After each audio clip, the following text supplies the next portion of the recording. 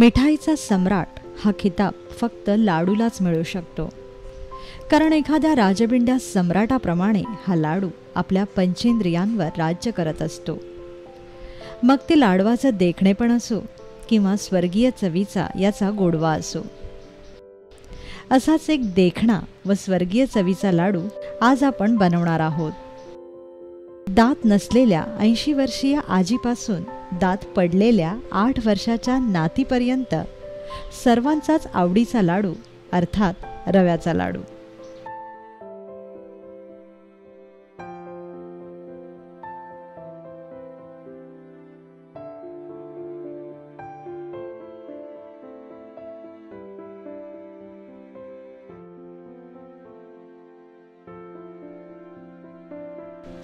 रव्याचा लाडू बनवण्यासाठी आपल्याला लागेल 2 वाटी 0 नंबरचा बारीक रवा, 1.5 वाटी पिठी साखर, 1 वाटी तूप, अर्धा चमचा वेलची व जायफळ पूड, आवडीप्रमाणे काजू, मनुके आणि चारोळी आणि 1 चमचा दूध. सर्वप्रथम रवा निवडून घ्या.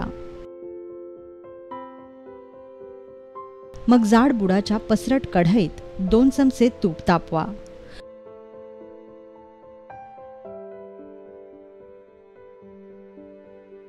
व तापलेल्या तुपावर हा रवा खमंग भाजून घ्या.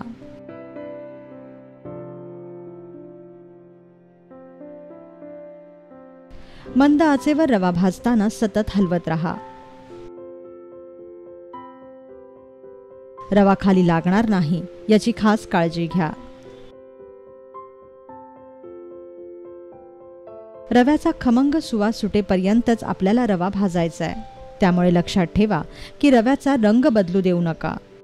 जर रवा लाल झाला तर लाडूही लालसर होतील. वरून यात थोडं थोडं तूप घालत रहा.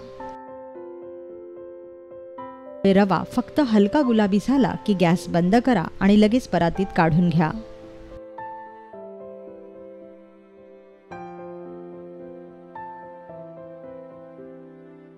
मग तुपावर काजू, मनुके, चारोळी हा सुकामेवा तळून घ्या.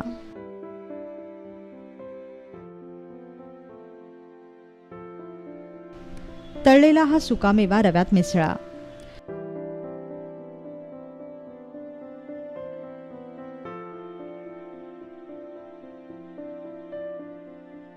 वरून यात जायफळ व वेलची पूडही घाला.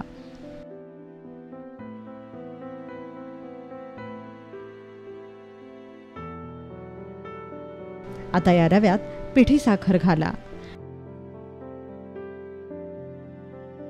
आणि हे मिश्रण कालथ्याने छान एकजीव करून घ्या.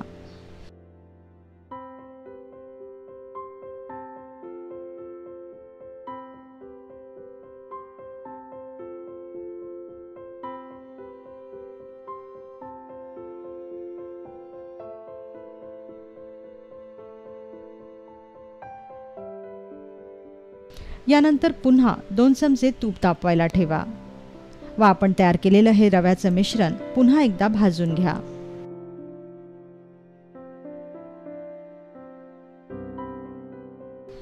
साखर वितळून लाडू वळले जावेत यासाठीच आपण रवा फक्त 2 मिनिटांसाठी परतणार आहोत. रव्याचा हाताला चटका लागला की लगेच गॅस बंद करा आणि 1 चमचा दुधाचा हबका या मिश्रणावर मारा. लक्षात ठेवा की दुधाचं प्रमाण जर वाढलं तर रवा ओलसर होईल आणि हे लाडू जास्त दिवस टिकणार नाहीत. त्यामुळे रव्यावर फक्त 1 चमचा दुधाचाच हबका मारा. आता यावर झाकण लावून 5 मिनिटांसाठी हे मिश्रण मुरू द्या. 5 मिनिटं मुरल्यानंतर हे मिश्रण छान मिसळून घ्या.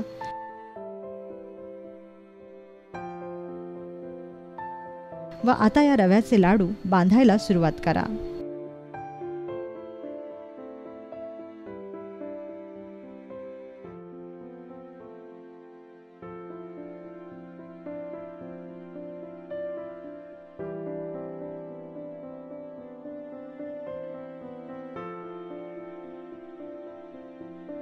अशा प्रकारे सर्व रव्याचे लाडू वळून घ्या.